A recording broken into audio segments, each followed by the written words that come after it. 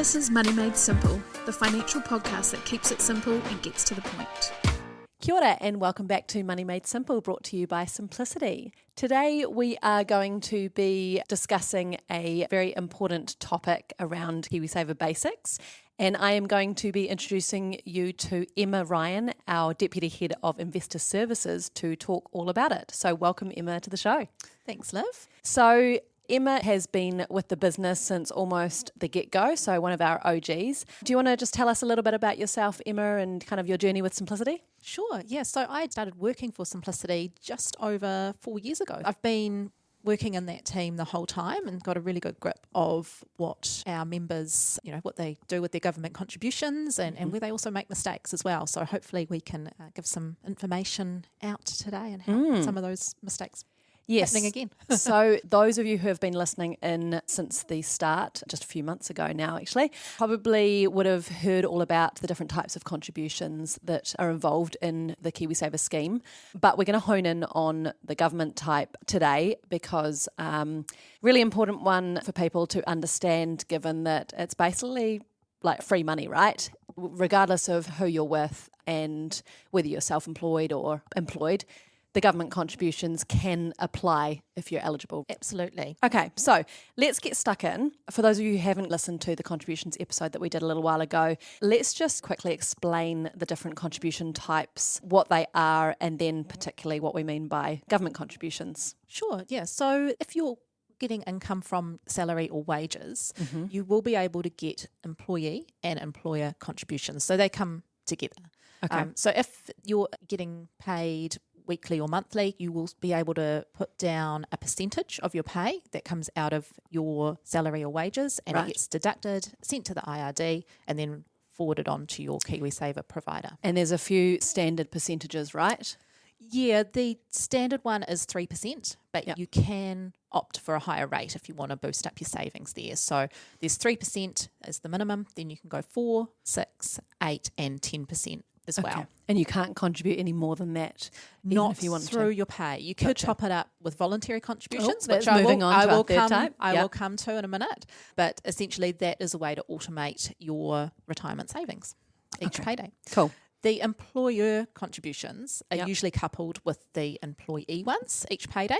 And your employer is required to pay 3% of your salary or wages into your KiwiSaver. If you do, right? Because they don't have to if you don't. That's right, yeah. But some employers do contribute a bit more to that. So it's something worth taking a look at, maybe part of your negotiations when you're looking Something at jobs. that we're very lucky at Simplicity to have, right? We are, yes. So it's always worth checking your contract as well, because some employers will give more or they might match you. So if, for example, you might be able to contribute 10% of your employee contributions and your employer will contribute 10% as well.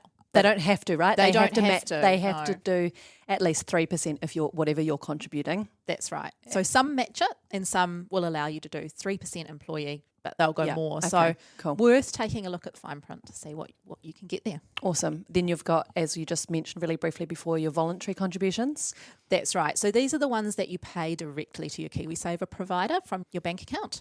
So those who are self-employed, they can do voluntary contributions, or those that are not employed, or those who just want to top up their employee contributions as well. So they're not mutually exclusive. Just because you do employee, that doesn't mean you can't do voluntary as well. That's right. And finally, the big one for today, government contributions. Yes, government contributions, it's coming up to that time soon. So if you are eligible, which we're going to talk about shortly, and you've contributed $1,042.86, which we'll just round that up to $1,043 for today. Rather than talking about the dollars and cents each time. Yep, Yes. cool. If you're eligible and contributed that amount, then you will be able to get the government contribution. So that is $521.43. $521. Yeah, we'll let's go keep with. it simple. Yeah, like we always like to do.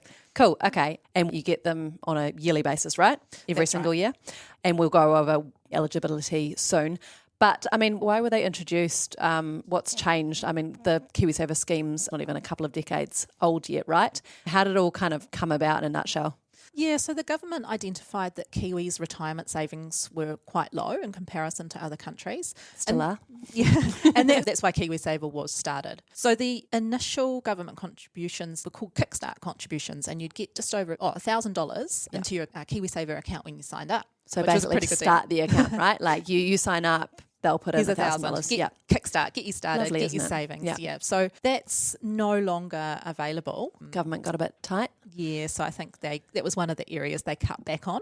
Yeah. But they still do the yearly $521 Each year. So they both used to have both. Yeah, they used to have both. Right. They made some cutbacks, and now it's just the 521. Which, I mean, yes, it sucks that they've cut that. I'm old enough to have been one of those Kickstart recipients back in the good old days. Yeah, I was lucky. Showing your age here. But the 521 is still nothing to be sneezed at, right? Like if you have a lifetime of contributing, it all adds up, right? It does. Yeah, so we did some figures earlier, and the power of compounding government contributions is quite substantial. So if you were eligible and contribute enough between the ages of 18 and 64, if you got it every year in full, that's not the case for everyone. The eligibility can change, but if that... Let's just surmise that you did. You got full 521 every year between 18 and 64. You're going to have a little bit over $24,000 At worth the of end contributions in your account by the time you're 65. So that's I mean, I wouldn't mind that. No, 24,000 is a bit of cash, right? Yeah. And we're not applying, good old compounding returns to that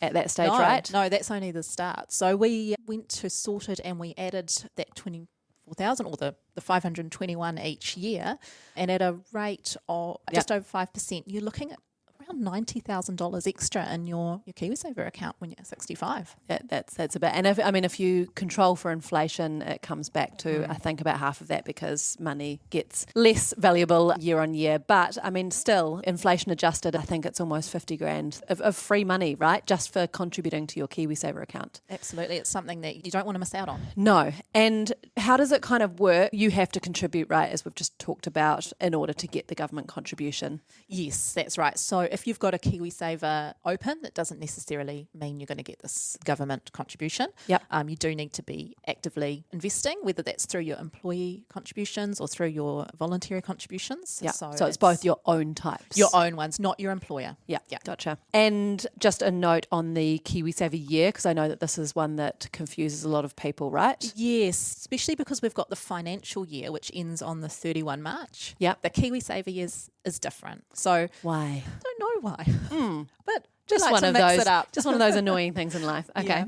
cool. So we have the KiwiSaver year running from the 1st of July through to the 30th of June. So don't get your financial year and your KiwiSaver year mixed up. No, so you guys have tax statements coming out after the end of March, and probably quite confusing for people to get their head around. But basically your KiwiSaver contributions, when it comes to whether you get the government contribution, is the year from 1st of July to 30th of June. That's right. What you've contributed in that so year. Just make sure it's there by a week before the 30th of June. Okay. Cool. And that kind of segues into eligibility in terms of making sure you can get the government contribution. So big caveat around government contributions is that you're not necessarily eligible just because you're contributing to your KiwiSaver account, right? There's a few important things that you need to be able to tick off your list in order to qualify for government contributions each year, right? Yes. Cool. That's right. Okay, so there are 3 main requirements to ensure that you're eligible in any one year for the government contributions, right? That's right. Cool. All right, so let's discuss number 1. So number 1 is that you need to be a KiwiSaver member for 12 months. At least 12 months. At least 12 months to get the full amount. Okay, so that's an important point there. So that doesn't mean that if you signed up a few months before the end of the KiwiSaver year, you're not eligible, right? Yeah, so you would be eligible for 2 months. So it means you'd get... So it's kind of like prorated. Prorated 2 months worth of government contributions. Cool. But to get the full government contribution for a year, you have to have been a KiwiSaver member for that full year in order to get the maximum. Yes, correct? That's cool. Right. Okay, let's move on to number 2. What's the second main criteria for being eligible? You need to be between the ages of 18 and 65.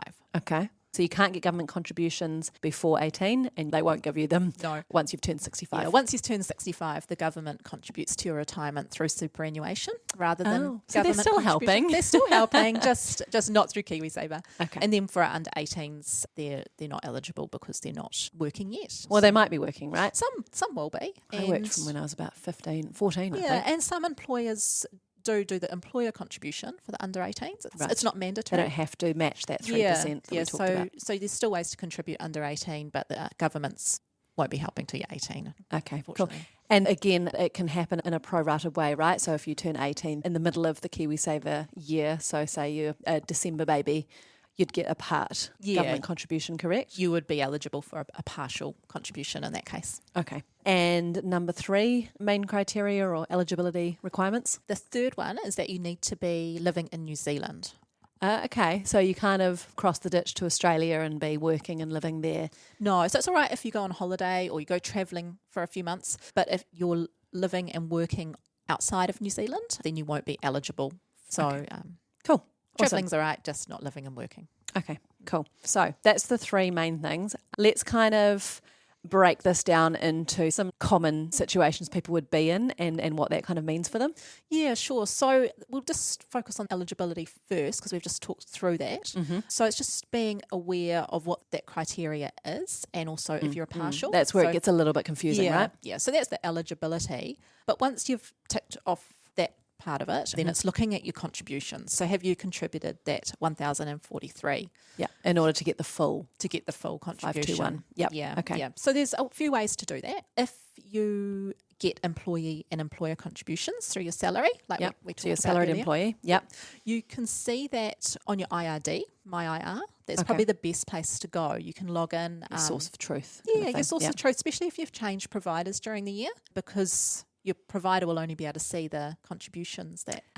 all right. So they can't see the contributions you've made before you joined them if you switched, say, in January. Okay. Yeah, that one just get people a little bit stuck. So IRD is the source of truth. So if you go there, they've got a drop down there. You can see exactly what you've contributed over the KiwiSaver year. Mm-hmm. And then you can top up your account with a voluntary contribution if you need to. Cool. Yeah. So if you're, say, at 800 out of that 1,043 that you need to get to the maximum, you can then make a voluntary contribution. Okay, cool. Way to do it. So you've found out through My IR that you need to top up in order to get the maximum government contribution for the KiwiSaver year. How do you kind of go about doing that top up with your KiwiSaver provider?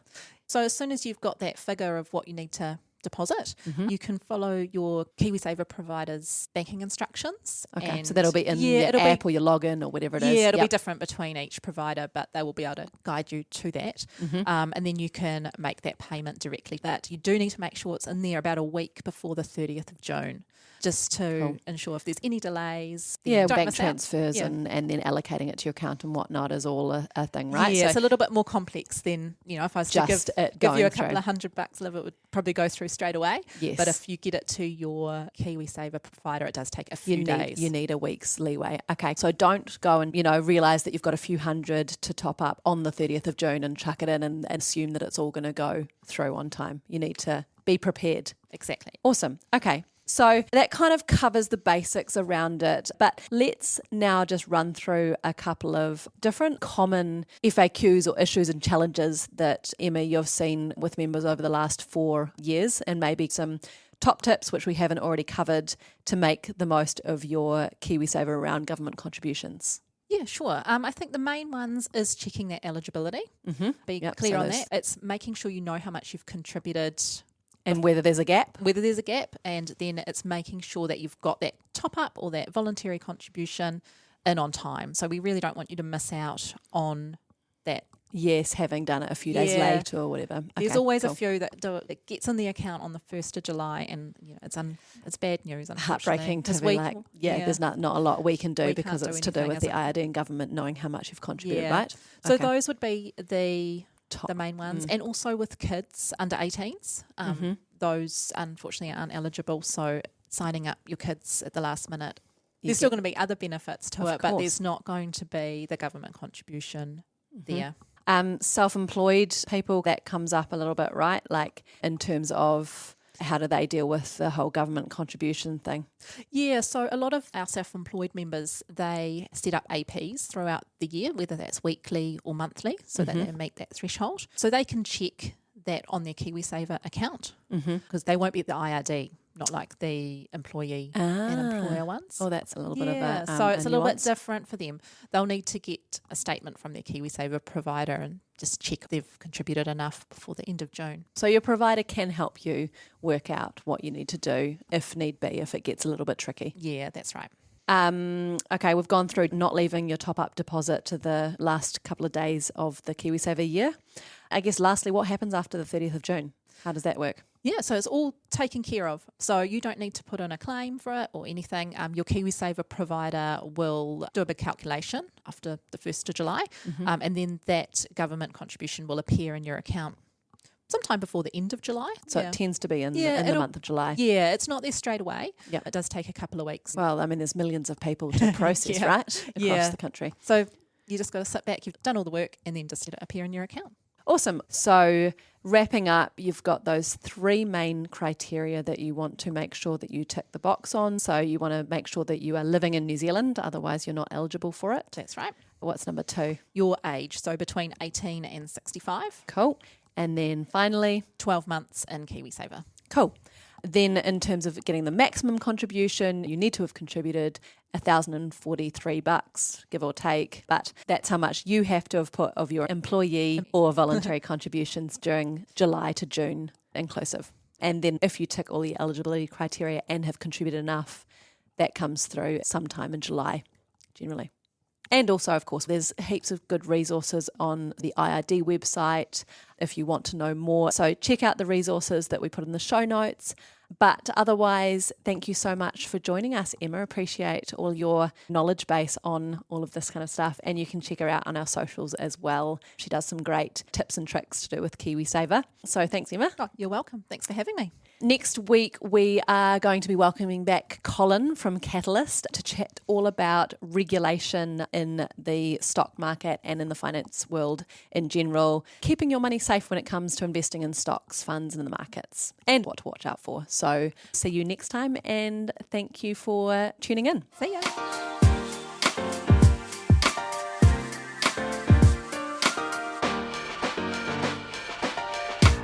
This podcast contains personal opinions and is intended to provide educational information only. It doesn't relate to your particular financial situation or goals and is not financial advice or recommendations. Simplicity New Zealand Limited is the issuer of the Simplicity KiwiSaver scheme and investment funds. For product disclosure statements, please visit Simplicity's website, simplicity.kiwi.